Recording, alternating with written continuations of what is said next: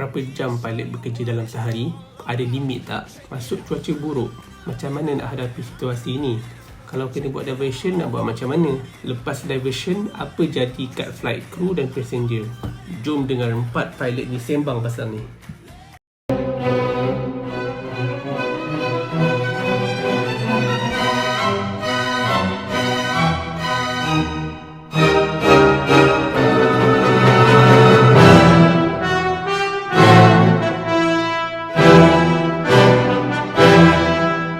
Masa korang dekat 737-400 737-400, kita normally kita jarang lah dapat dua sektor ni. Selalunya macam wide body tu standard lah kan. Dua sektor itu pun dalam sehari selalunya kalau wide body biasanya sehari tu kalau nak stop satu sektor habis. Paling kuat pun adalah buat kan, mungkin pergi Kuching and back, atau pergi Kota Kinabalu and back. Tapi dekat 737-400 ni, kita memang normally kita buat 4 sektor tu normal lah, betul tak? And ingat tak limit kita sebenarnya sehari boleh buat berapa sektor? 6 Korang ingat? Ini firstly aku nak maybe layman kan term yang Cap cakap tadi. Sektor tu bermaksud flight. So kalau kita terbang kapal terbang yang besar, selalu katakan kita nak pergi London, kita hanya boleh terbang satu flight saja ke London. Kenapa? Sebab dia, kalau kita nak terbang flight London tu balik ke KL dalam hari yang sama, ia akan kira dah terlalu mengerah tenaga pekerja kita lah, dah lebih daripada limitasi. Kalau buruh-buruh ada persatuan kebajikan mereka, pilot pun ada limitation jugalah. Limitation tu mengatakan kita tak boleh exceed ataupun melebihi jam-jam tertentu semasa kita bekerja. Ini semua pun demi keselamatan penumpang-penumpang jugalah kan, dan juga keselamatan masing-masing. Secondary mungkin kesihatan kita juga. Sebab kita nak bekerja masuk dalam airline ni long term. Kita mungkin start bekerja umur katakan awal 20-an, dan kita akan bekerja sampailah umur kita 55 pada satu ketika dahulu. Dan sekarang ramai yang bekerja mungkin sampai ke 60. Jadi kalau dah ada 4 dekad dekat situ. So kalau kita tak ambil berat pasal kita punya kesihatan dalam long term dan lifestyle, kalau kita tak dijaga dan kita dikerah kau-kau, mungkin company is not making a good investment dealers lah kalau tak jaga. Oleh itu wujudlah benda-benda macam ni lah, restriction dan had-had bekerja kita. So yang macam Cap cakap tadi, untuk kapal besar selalunya limited to satu flight satu hari, kadang-kadang dua, bergantung kepada jumlah masa dia. Dan untuk kapal terbang 737, which is a narrow body, kapal terbang yang lebih kecil, destinasi pun dekat-dekat. Sektor tu yang aku ingat boleh dilimitkan, ataupun flight yang kita boleh terbang tu dilimitkan 5 flight. 5 Dan flight yang kelima, kalau wujud satu macam unforeseen circumstances macam diversion, ia dibolehkan, tak silap aku dengan syarat kita ada tulis report lah, formal report kepada company dan juga badan authority. Kalau Prof ingat macam mana benda tu? Kalau saya ingat aku, dia punya undang-undang memang sama-sama, tapi daripada segi pengalaman aku memang pernah buat 5 lah, macam KL, Penang, KL, Singapore, KL, macam lebih kurang macam tu lah. Lagi satu, lepas tu hujung dia kau akan end up dekat tempat lain.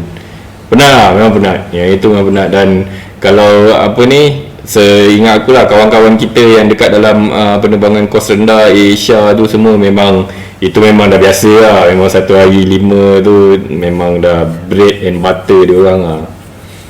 Average kita dulu sehari 4 sektor tu average normal lah sehari 4 sektor. Betul tak?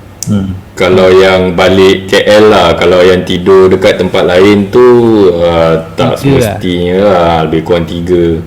Kalau macam pergi apa ni, katalah ke Borneo kan, macam KL, Kinabalu, tak, dia akan mati kat Kinabalu, tapi sebelum pergi Kinabalu tu ada Bintulu ke, Labuan ke, Langkawi and back, masa pergi KK, contoh pun ada juga. So paling banyak pun 3 lah, lebih kurang macam tu. And tapi sorry. Kalau nak ikutkan yang dua saja, walaupun aku setahun lah 734 kan, tapi aku rasa aku nak buat 2 kali lah, yang macam KL, Penang, KL, lepas tu dah balik rumah, ataupun KL, Terengganu, KL, lepas tu dah balik rumah. Dia macam tengok waktu dia dekat dalam tahun tu, mungkin macam awal tahun ke hujung tahun, tengah tahun ada waktu-waktu masa di mana yang memang just tak banyak terbang, tak banyak penerbangan sebab demand tak banyak, orang kata low season lah. So aku pernah macam keluar rumah pukul 7 pagi, balik pukul 10, 11 pagi. Itu kira 2 Saturday lah, KL, Terengganu, KL, habis. Ada juga yang macam contoh KL JB habis, lepas tu nak esok JB, ada juga kan macam Ada KL, ada juga macam tu, tapi jarang lah, selalu memang dia akan kerah kita lah akan By flight macam tu dulu, sebab masa zaman kita terbang 737 dulu, boleh kata selalu kita bekerja keras. Jadi kalau dapat flight yang macam, orang ingat lah, orang luar ingat kita macam terbang satu kali, satu hari kita kerja tu, kita terbang ke satu tempat, lepas tu terus kita tidur di tempat tersebut lah, dalam hotel-hotel yang ditetapkan. macam drama Melayu lah. Ada drama. So kita ada banyak multiple sectors, dan bila kita dikurniakan, dihadiahkan dengan 2 sektor, katakan dari KLIA ke Penang, Penang ke KLIA balik, kita orang namakan sektor tersebut ataupun pattern pekerjaan tersebut sebagai wazir uniform, sebab kejap sangat. Yalah kan, tak malu kan hantar Adobe So apa ni, one sector day ni untuk Boeing 737 memang agak jarang. Seingat aku kebiasaannya lah, bila kita dulu dekat 737 adalah pattern yang dinamakan layover. Maknanya terbang KL Penang ataupun KL JB biasa ada malam. Dia biasanya penerbangan terakhir hari tu lah, lebih kurang kau gerak dia kurang pukul 10, pukul 11 macam tu. Lepas tu dah habis tu, kau keluar daripada kapal, terus tidur kat situ. Tapi tidur tu kejap je, 12 jam lebih kurang macam tu lah, cukup-cukup je. Lepas tu penerbangan pertama keluar daripada Penang ataupun JB, kau buat yang tu. Dan aku ingat aku ingat kalau kita transit lama dekat airport pun orang panggil layover kan, betul tak? Ada KL pun boleh juga. Macam katalah kau 4 sektor KL, so KL somewhere else, balik ke KL, lepas tu kau duduk KL lebih kurang 3-4 jam, lepas tu petang tu ke apa, kau sambung balik buat. Itu waktu tu kau akan duduk crew lounge lah. Kau crew lounge dekat KLIA tu. yang dari segi apa terminologi ni, macam kita kat Malaysia dulu, kita banyak pakai UK punya terms. So kalau layover tu ialah macam night stop yang pendek ataupun transit yang lama. Tapi kalau bila macam kau kena pergi Dubai, kita orang pergi Saudi, negara yang macam pro Amerika ni, diorang layover tu equals to night stop lah. Maknanya mana-mana night stop dipanggil layover kan. Sama. Banyaklah benda something different lah kan. So bila kita pergi ke negara yang pro Amerika ni, dia akan kita kena biasakan diri lah kan, sebut kan. Kenalah. Kalau kita sebut layover dekat orang Malaysia, diorang akan faham lain. Diorang ingat macam night stop yang pendek, macam tu lah. Satu lagi nak tanya, saya ingat korang kan, kita standard kita punya, kalau kita pergi kerja pukul 6 pagi, kalau pukul 6 pagi kita akan be back by 3 o'clock kan, in the afternoon, betul tak? Kalau kita for sector day, kan, biasanya macam tu lah kan. Kita punya hidup tu lah. Maknanya kita akan be back, kalau kita buat hari yang kira daily flight, we will be back by 3-4. Kalau kita fly start tengah hari, malam 10-12 macam tu lah. Kalau tak, kita akan naik stop mana-mana kan, benda macam tu. So roughly around that lah kita punya. Actually kita punya kerja, timing kerja tu lebih kurang orang kerja office gak lah kan, 8 to 5. So mungkin kau boleh bagi penerangan sikit daily flight tu, apa benda untuk penonton. Daily flight bermakna bila kita kebanyakan kita orang dulu base dekat, memang kebanyakan lah, semua actually lah base dekat KL, kat Kuala Lumpur, which is KLIA. So kalau daily flight tu, maknanya kita fly hari tu, memang kita akan land balik dekat KLIA dan kita tamat flight kat KLIA, kita balik rumah kita. Tu maknanya daily flight lah. Kalau night stop, hari tu kita akan berakhir dekat mana-mana tempat night stop, misalnya di Johor ataupun Kuantan ke, bukan KLIA lah. Singapore. Bukan KLIA, tu night stop lah. So bila kita sebut daily flight, maknanya balik hari lah. Kita pergi balik hari. Benda ni applicable dekat Premier Airlines. Kalau airline yang low cost normally tak ada benda ni. Diorang biasanya buat daily. Diorang memang setiap hari exclusively daily flight semua. Sebab so macam kadang-kadang tu diorang, tu pasal diorang ada banyak base. Ada base dekat Johor, ada base dekat Kuching, base dekat Penang, KK. So maknanya orang siapa base kat Penang, dia akan buat flight seharian tu akan balik Penang balik. Siapa yang macam duduk Johor tu, dia buat flight dari Johor akan balik Johor balik. So diorang tak ada night stop. Dan tapi Premier Airlines normally akan ada lah night stop. Kalau tak jelas lagi, ni bermaksudnya airline tu tak bayar kos hotel untuk penginapan kru tu lah bila dia tidur kat tempat lain. Macam siapa yang base Penang, dia balik rumah dia lah. Company tak bayar apa-apa. Siapa yang duduk KK, balik KK. So ini adalah antara strategi low cost lah untuk mengurangkan gaji ke kos pekerja. Banyak terma ni kita cipta sendiri. Daily flight ni tak ada pun dalam mana-mana buku polisi manual kita ataupun buku daripada Jabatan Penerbangan Awam kita. Tak ada juga buku kalau ikut CAA Civil Aviation Authority pun tak ada keluar perkataan daily flight semua ni. So jadi banyak term lah yang digunakan untuk menjelaskan flight di mana kita keluar untuk mencari rezeki dari rumah kerja dan pulang pada hari yang sama. Ada orang panggil dia sebagai day return flight. Kalau dekat national carrier di Malaysia, kita panggil daily flight lah selalu. Tapi kalau kita cerita dekat kawan-kawan kita di luar negara, mungkin mereka tak faham apa maksud daily flight tersebut. Kalau dekat Timur Tengah sekarang, Prof ada perkataan lain tak? Nama dia, ada nama lain tak untuk benda ni? Untuk benda yang pergi balik hari, memang tak pernah ada lebih daripada 2 sektor. Sebab memang kapal semua kapal yang terbang jarak biasanya minimum pun 2.5 jam lah. Jadi flight yang paling banyak dia orang akan buat adalah 2 sektor sahaja, pergi dan balik. Dan pergi dan balik ini dipanggil turn around. So dia pergi, turn around, balik ke Dubai. So they call it a turn around flight. Betul. Baru aku ingat dekat Saudi dulu pun masa aku bekerja di sana sama. Jom.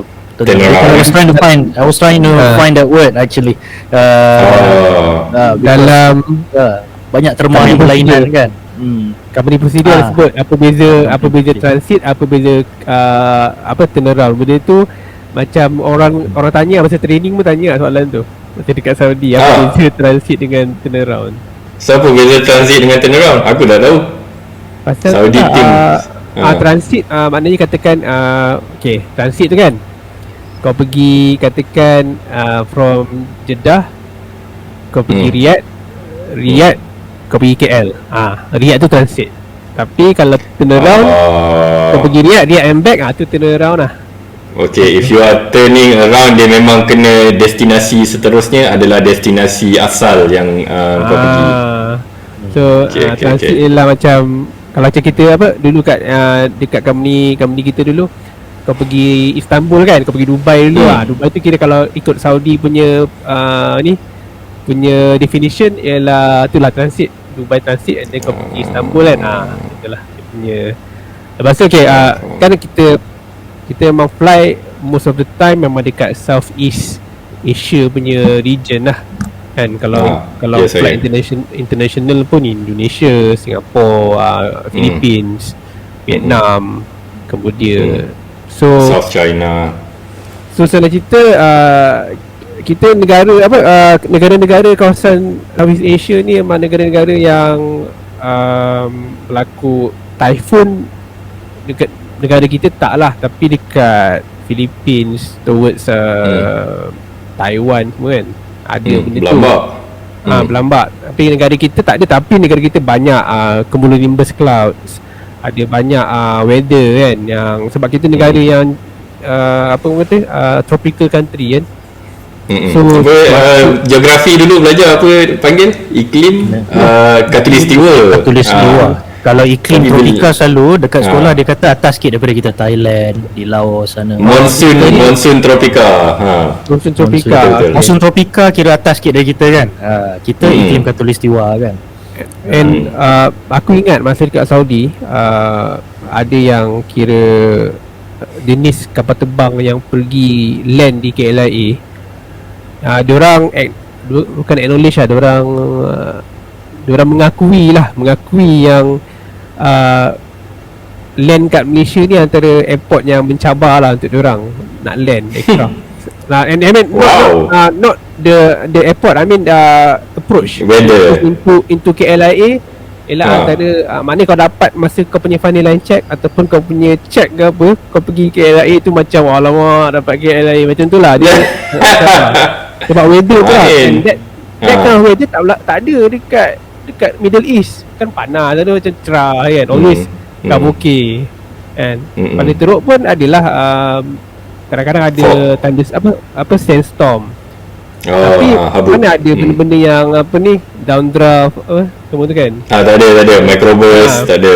Akhirnya tak ada. Jadi pada diorang bila masuk Southeast Asia punya region, not only Malaysia lah, pergilah Manila ke apa kan, pada diorang tu mencabar lah kan. Memang. So Betul. kita pada waktu 737 kita deal dengan benda tu hari-hari, almost every day. So benda tu apa pengalaman paling ngeri korang pernah kena lah sepanjang korang fly 73 tu dari segi weather lah? Macam tak ada je pengalaman yang ngeri, semuanya equally challenging. Semuanya setara mencabar bagi aku. Sama ngeri. Sama Apa ngeri. masalah Nak kata ngeri tidak jugalah, because kita macam dah terbiasa kan terbang di kawasan ni. Okey, kalau nak diikut katakan kita terbang di satu company, syarikat penerbangan, kita selalunya takkan ada satu jenis kapal terbang saja. Ada yang ada sampai 5 jenis kapal terbang, sampai ke 747 Jumbo pun ada yang sampai ke King of the Skies 380 pun ada semua. Tapi semua ni yang dalam kapal terbang antara semua across the fleets lah, across the board, all the pilots akan attribute 737 pilot sebagai satu thunderstorm fleet dan satu lagi kira macam jenis kapal terbang jenis pilot yang hero-hero lah. Bermakna kita selalu melalui kira cuaca yang boleh kata buruk, kurang memuaskan ni on a regular basis.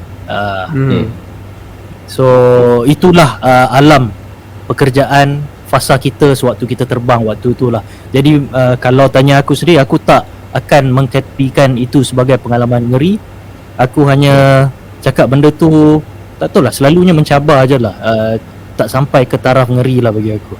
Tapi personal mungkin akan ada orang yang lagi ada experience lain lah. kita kena kita kalau kita faham kan, kita started masa kita zaman cadet dengan aircraft jenis tu dan juga dengan environment yang macam tu, compared to airlines yang dekat Middle East. Cadet diorang mungkin fly dekat kawasan yang macam lelek lah kan.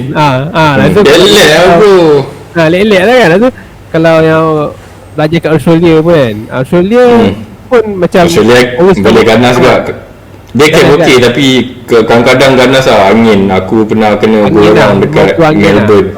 Gila-gila punya angin. But not precipitation based bad weather. So dah lah kita masih tengah training kena hadap benda tu. So kita dah habis training tu, mungkin kita dah rasa biasa kot benda tu. Dah tak rasa lah. And then masa training pun aku pernah kena windshield semua. Dahsyat Okay, betul. pun macam Gorang ke Cap? Gorang. dia tak ada warning, tapi indication tu ada. Maksud aku dia punya sifat-sifat windshield tu ada. Tapi tak tapi tak keluar lah windshield tak ada. Tapi dah memang speed trend semua dah mengepek semua kan. Speed memang sikit captain go around je lah. Yang captain have control lah.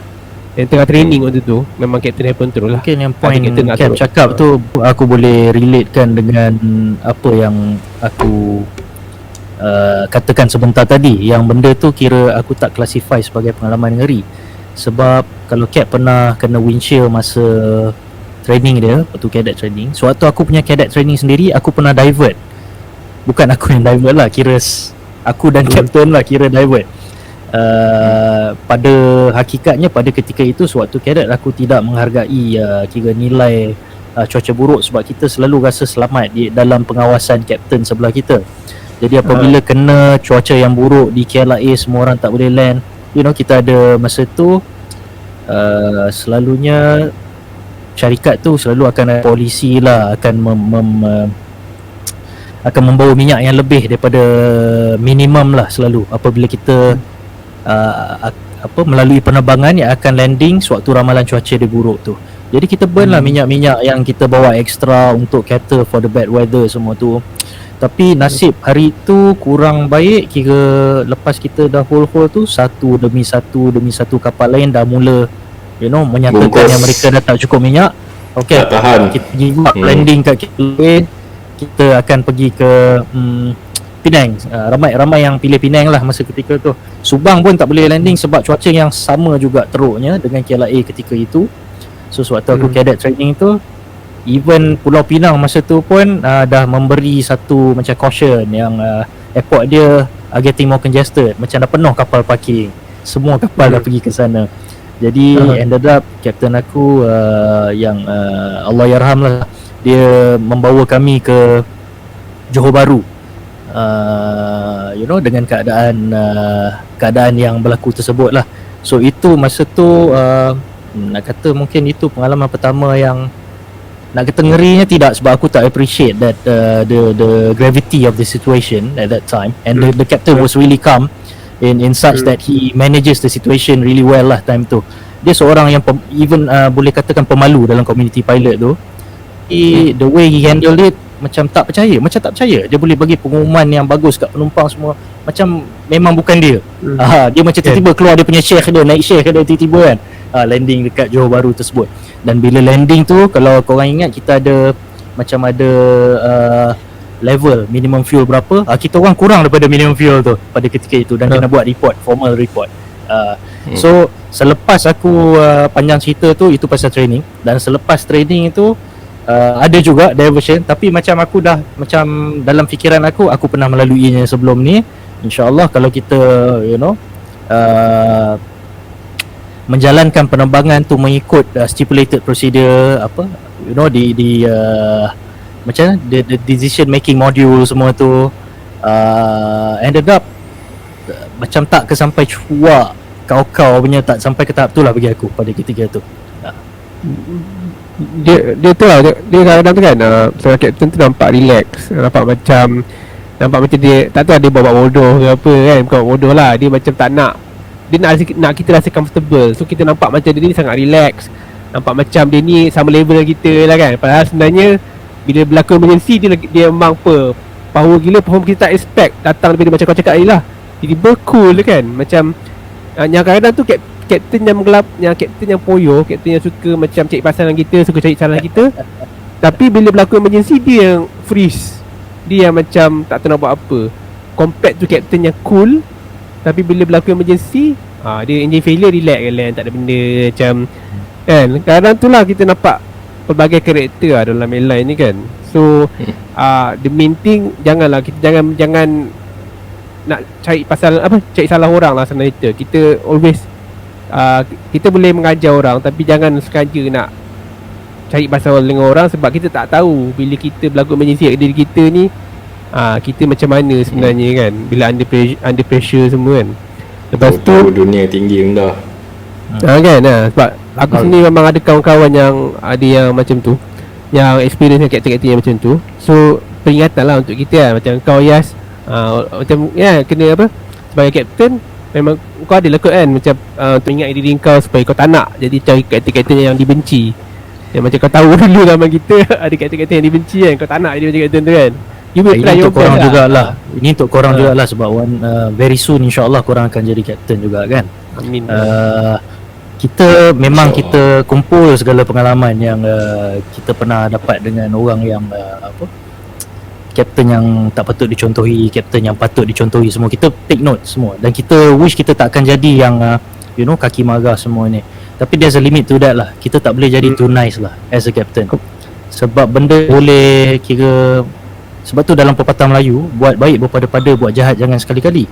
Buat jahat jangan sekali-kali, kita faham.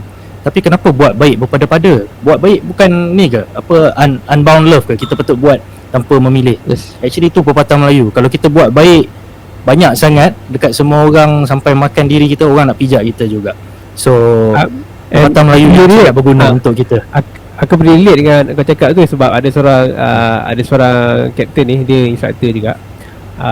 Waktu dia mula jadi captain, dia sangat baik kan, sangat baik. Masa tu belum instructor lagi, sangat baik. Dia sangat baik sampai FO pijak kepala. Lepas sampai dari hotel tu turun lambat, FO turun sangat lambat, sampai diorang lambat gerak pergi airport semua. Sampai tahap dia bengang lah dengan FO tu kan. Macam dia buat baik, FO tu dah macam naik kepala. Mungkin bukan sekali dua, banyak kali ke FO tu dah macam dah lebih lah kan, dah exceed the limit. So lepas tu captain tu Exceed the limit lah. Captain dah berubah, dah tak jadi friendly macam sebelum tau. Captain tu dah dia berubah karakter, and then dia jadi instructor lepas tu. Lepas tu jadi instructor, lagi lah dia macam instructor yang digeruni lepas tu, instructor yang garang pula jadi. Daripada captain yang baik gila tu turun. Tapi sebab captain tu aku pernah ingat aku jadi safety co-pilot, tak silap aku dengan arwah Hakimi. Aku rasa lah flight tu dengan arwah Hakimi yang MH17 tu kan. Tapi waktu tu sebab aku dah kenal captain tu dari awal, jadi aku tahu dia baik dengan aku, memang dah kawan. So bila jumpa dekat reporting center tu, kita borak semua macam biasa. Lepas tu bila kita dah belah daripada cadet, dia cakap aku kejap lagi aku cadet aku lain sikit, something like that lah dia cakap aku. Maknanya dia akan macam pasang topeng yang lain lah. Maknanya dia nak beritahu aku in advance lah, nak supaya jangan terkejut lah tengok dia. So maknanya dia berlakon lah, nampak tahu dia berlakon. Tapi sebab aku tahu, sebab aku kawan dengan dia kan. Tapi later on aku tahu dia sangat digeruni sebagai instructor. Aku happen to be sebab dah kenal dia dari awal. So lain, dia punya bond dia lain compared dengan orang yang cadet-cadet lain tau. So kau bayangkan daripada seorang yang baik, orang pijak, lepas tu dia terus berubah kan. Aku mungkin benda-benda macam tu lah menyebabkan seseorang tu berubah kat aku. Aku tak tahu kan, sebab aku belum jadi captain kan. So no idea lah benda tu. Tapi tak tahu lah, takut jugalah jadi captain nanti macam mana, tak tahu macam nak hadapi benda macam tu kan. Dan aku tak pernah go around. Bukan go around, aku tak pernah divert. Pernah air turn back je. Korang pernah divert kan? Katakan nak pergi land KL, lepas tu divert ke Penang. So normally what happen after that? Passenger disembark ke, passenger diberi hotel kat Penang ke, ataupun korang still akan continue pergi KL juga kalau lepas diversion? So after tu meaning after you dah park brake on, mati engine, lepas tu buat apa? Dekat Penang, katakan korang dah divert ke Penang. So lepas dah land semua tu kan, ni divert sebab weather bukan sebab rosak aircraft rosak ke, bukan, ni sebab weather. So lepas sampai Penang tu, korang akan proceed ke KL ke tak? Ataupun passenger macam mana? Macam ni korang passenger tu apa jadi? Apa ni, secara logik je lah sebab passenger tu dia bayar tiket tu, dia nak pergi mana. So kalau macam katalah dia bayar tiket tu nak pergi tempat yang berhampiran dengan Penang, Ipoh lah, kita tak pergi Ipoh kan, tapi ada je airline yang terbang pergi Ipoh. So mungkin daripada Penang pergi Ipoh tu, company akan sediakan sesuatu transport ke apa bagi yang ada orang kata urgency lah nak pergi. Kalau macam tempat tu memang dah jauh daripada tempat yang lain, contohnya macam tadi ada orang siapa tak cerita patutnya nak divert pergi Penang, tapi Penang dah penuh, so divert pergi Johor. So macam daripada situ memang kena terbang balik lah kalau boleh.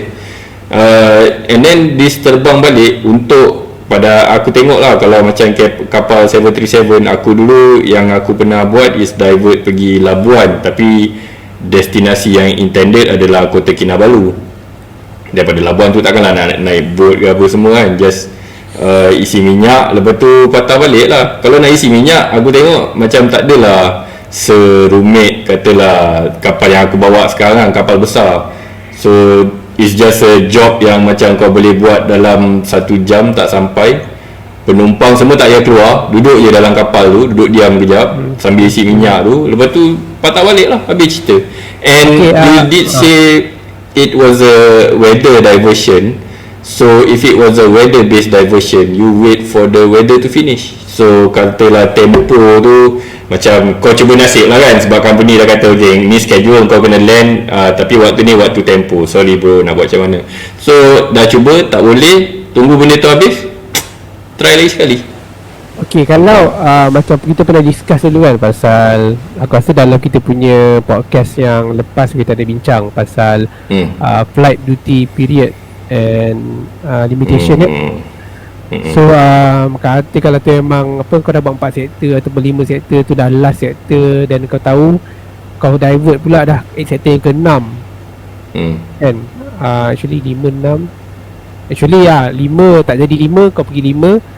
Dan katakan kalau kau okay, kan, aku bercontoh lah, kau nak pergi KL, divert ke Penang, that is your 5th sector lah actually. Yang ke Penang tu, yang ke KL tu dah 5th sector. Kau pergi pula ke Penang, so dari kalau Penang ke KL tu nanti jadi 6 sektor. Tapi dari segi time, kalau kau fly Penang ke KL tu, termasuk kau tunggu weather habis semua, kau dah bus, dah exceed kau punya flight duty period kan. Okay, so maknanya memang kau tak boleh dah it's not legal for you to fly back. So kau kena panggil standby crew untuk ganti kau. So maknanya kan, tempoh nak panggil standby crew semua tu ambil masa. Dalam keadaan macam tu, normally passenger okay, of course akan disembark, tapi diorang akan diberi hotel ke ataupun diorang tunggu kat airport. Normally lah, aku tak ada experience dia, aku nak tahu benda ni. Dan juga untuk penonton lah, Ni dalam tempoh berapa lama tu Cap? Tu yang nak tahu. Dia bergantung. Dia bergantung. Katakan 6 jam. Diorang kena tunggu 6 jam untuk next departure back. Aku ada satu pengalaman, tapi benda ni mungkin tak relevant to what we are talking about today lah, dalam Boeing 737. Ini masa dekat Japan, Boeing 777. Tapi kalau nak bring up, boleh juga.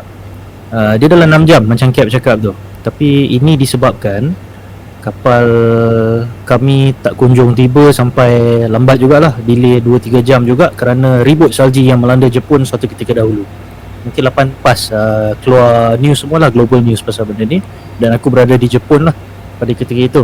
Kapal tu landing juga, tapi kalau kita ingat, International Airport di sana, Narita International Airport mempunyai curfew period, di mana airport disebabkan apa sekalipun dia tetap akan tutup sekian-sekian waktu. Katakan pukul 1 pagi tu, 1 pagi tu lah dia tutup. Jadi kapten kami cuba sedaya-daya minimum transit semua. Nak buat cerita, aku hanyalah penumpang lah dalam flight tersebut, nak balik ke KL. Aku kira paxing, dead heading. So dia betul, dari LA lah.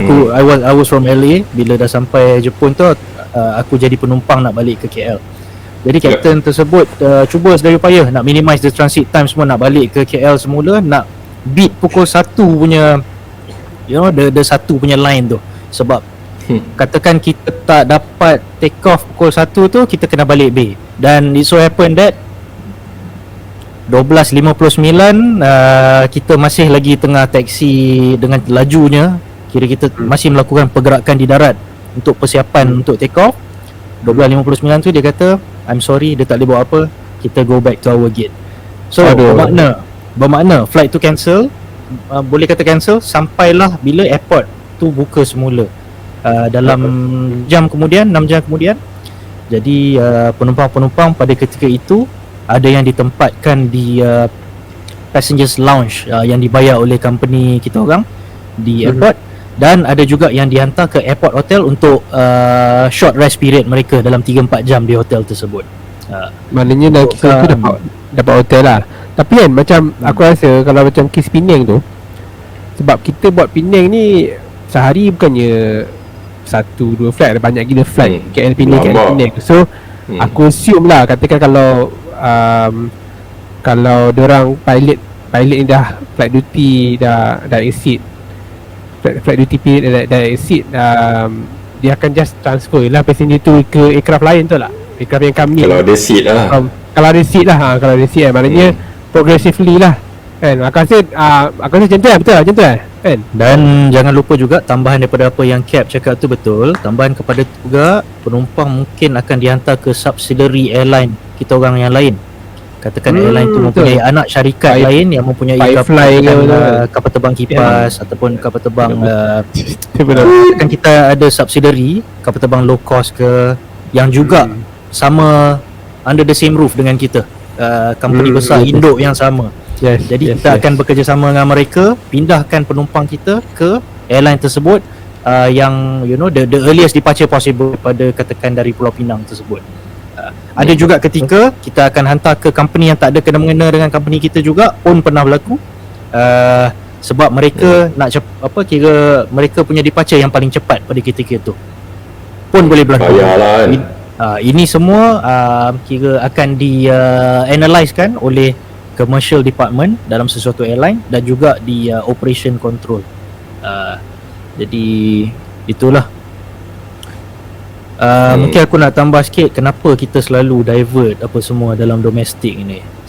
Maybe sebab kedudukan geographically lah, Malaysia ni berada di dalam mungkin berdekatan lingkungan ITCZ kalau kita masih ingat dalam flight tu, Intertropical Convergence Zone. So Malaysia, Thailand semua. Tapi kita ada lagi satu lingkungan bahaya, iaitu lingkungan gunung berapi yang selalu kena gempa bumi, malapetaka semua. Kalau ikutnya lingkungan mungkin benda tu bergerak, tectonic plate ke apa. Tapi dalam lingkungan guidance tu Malaysia terselamat, alhamdulillah. Sekali-sekala kita terkena juga kira tempias gempa bumi tu kita kena juga kadang-kadang. Tapi kita secara umumnya takkan kena letusan gunung berapi besar ataupun effect of gempa bumi yang boleh membawa maut lah. Tapi sebab kita tsunami saja. Tsunami. Betul. Itu kesan daripada gempa bumi besar di kawasan lain yang membawa ombak sampai ke negara kita. Lagi satu yang pasal ITCZ ni, dia sebenarnya boleh menjuruskan, tadi Cap dah cerita pasal cyclone kan, membawa kepada topik iklim kita yang selalu kena monsoon. Kita kira kena sandwich in between dua monsoon yang agak besar. Monsun barat daya yang berlaku mungkin Mei sampai ke Oktober selalunya. Dan kita ada satu lagi monsun yang sebenarnya lagi kuat intensiti daripada monsun barat daya yang dinamakan monsun timur laut, yang selalu datang daripada perairan China dan juga dari Pacific Ocean. Ini boleh cerita macam tak ada untuk November sampai March. November sampai March. So kita punya sandwich tu berapa bulan saja kan. Kalau diikutkan habis Oktober, dah betul November ada lagi satu kesan yang sampai ke kita walaupun dari arah lain. Tapi kira other side of the peninsula pun mungkin boleh kena jugalah. So in between that as well akan ada macam inter monsoon period yang sometimes akan ada hujan lebat juga. So once in a while memang fits the description lah. Nak katakan kita ni macam banyak cumulonimbus, thunderstorm fleet yang selalu mengalami cuaca buruk. So mungkin nak dapat rasakan vibes orang yang tak pernah merasakan kehidupan terbang kapal terbang narrow body ni. Kau ada apa-apa experience tentang iklim dan cuaca rantau ini? Aku rasa banyak korang dah cerita lah, tapi yang aku boleh sambung sebab bila kita dah keluar daripada Malaysia dengan pengalaman kita terbang monsun dengan apa ni, bila kita tengok dekat radar cuaca semua biasa warna-warni. Biasanya kalau terbang dekat tempat lain tak adalah tengok apa ni, buka weather radar tu kadang-kadang kosong, kadang-kadang ada tompok hijau. Ini kalau aku ingat lah, buka radar dekat Kota Kinabalu tu terus merah ada depan mata. So nak buat macam mana sekarang? You adalah taktik-taktik tertentu. Contohnya you memang naik amplifykan gain tu sampai you nampak yang ada keluar yang warna ungu. Yang warna ungu tu yang paling ganas lah. Sekarang ni kalau macam dah nampak warna merah, sekarang ni kita cuba elak yang ungu, masuk yang merah pun boleh lah. Lepas tu CP-CP ke apa kan, janji dapat keluar daripada tempat ni. So itu adalah lesser of the evil lah kiranya. Itu waktu aku dululah, tak tahulah sekarang macam mana dengan teknologi yang dah maju sikit korang handle benda-benda macam ni.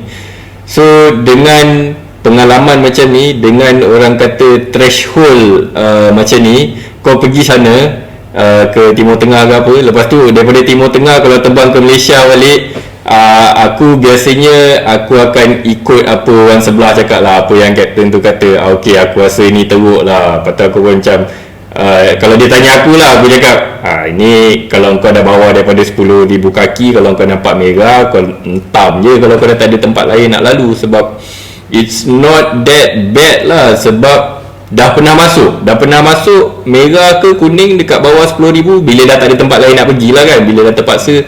Dan ianya bukanlah sebuah satu masalah yang besar. So this difference in threshold of what is acceptable in the weather adalah sesuatu yang kau kena accept lah. Macam aku memanglah kalau dalam ikut hati aku, alah pusi benda ni kalau aku terjar kan, kau pusi sangat ni apa hal kan.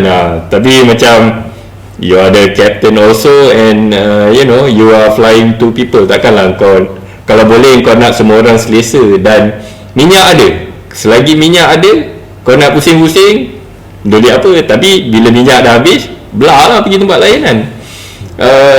So kita ada this procedure untuk tolong kau. Dan kau macam dah, bila kau dah kerja lama sikit, kau pun dah boleh baca lah, okay, orang yang macam ni daripada negara macam ni, tak biasa. Orang macam ni, katalah ada macam daripada Brazil lah. Macam daripada Brazil tu pun, dia pun ada tempat-tempat yang dekat dengan equator kan, Ecuador, literally the name equator. So dia orang pun sama juga, ada cuaca-cuaca yang macam ni. So dia orang macam okay lah, boleh geng lah. Aku pernah terbang dengan orang yang macam daripada South America pergi dekat tempat macam Taiwan ke, overfly tempat-tempat macam Indonesia ke yang ada banyak cuaca-cuaca buruk. Dia orang pun macam, alah kau dah biasa lah dengan ni, kau pun ni memang tempat kau kan. Okay geng, jalan. So that is the experience yang kau gain lah bila kau keluar daripada Malaysia. Tapi buat manfaat penonton, apa yang Prof cerita tadi pasal weather radar dan dia punya teknik nak pakai gain tu, kita sebenarnya masa tadi tengah berbincang pasal macam mana kita nak memanipulasikan alatan dalam kokpit kita yang bernama weather radar. Semua kapal dilengkapi dengan kelengkapan inilah untuk membantu kita assess ataupun menganalisis keadaan cuaca buruk di sekeliling kita. Katakan semua tempat macam hujan lebat, mana betul pergi? Macam mana nak elak? Memang tak boleh elak lah kalau benda tu dah widespread thunderstorm kan. Jadi salah satu cara dia itu tak dapat gaji pula. Salah satu caranya ialah kita penetrate through the area where there is least turbulence. Tapi kita akan kena goncang teruk juga. Cuma tempat tu kira carry the antara semua teruk tu dia paling baik lah. So langgar juga tempat yang tersebut, bergoyang juga. Tapi alhamdulillah kita lalu sana, sebab kalau kita lalu tempat lain lagi teruk dia punya goncangan. Bawa juga ke satu topik yang aku personally alami masa di 734 atau Boeing 737 siri 400 ini selepas habis training, di mana keadaan weather radar tersebut, sistem weather radar tersebut defektif, inoperatif, tidak berfungsi. Korang pernah alami tak macam mana? Aku tak pernah. Tak pernah. Okay, pernah alami ketika aku terbang dari KL pergi ke Bandaraya Ho Chi Minh ataupun Saigon di Vietnam. Dah sampai sana, tiba-tiba weather radar rosak. Dia to start with weather radar was good, tapi yalah, hendak pula masa tu tengah monsoon season. Cerita pasal ITCZ sebenarnya itu yang interesting tu. That's why kita perlukan kebijaksanaan perbincangan antara pilot juga. Sebab kalau ikut buku, it's a go. Kapal lagi untuk satu sektor lagi, provided waktu dia ialah siang dan bukan malam, dan pilot akan pilot will under pilot discretion is where they can visually avoid whatever that is in front of them, katakan weather besar dan sebagainya. So kita orang assess balik, tadi macam teruk je weather semua, kita minta balik printed on route weather the company. So dia punya traffic staff daripada stesen mereka datanglah membawa keadaan cuaca terbaru dan sebagainya. Dan finally captain aku decide that kita tak payah bazir company duit lah hari ni, kita tolong company lah, kita bawa kapal ni pulang semula ke Kuala Lumpur. So dari situlah diberitahu bahawa kita berbekalkan training dan perbincangan tersebut, kita boleh save millions of company money dengan kita punya skill-skill tersendiri lah. Nak diikutkan sebenarnya it was a good decision sebab masa balik tu tak seteruk semasa pergi, dan cuaca di KL juga okey lah time tu. Cuma on road weather tu ada banyak perhentian awan besar dekat highway tu. Dia kira kita boleh elak visually lah masa tu sebab itu bukan di waktu malam. So itu saja pengalaman aku pasal kehilangan sistem radar cuaca di dalam kapal tu.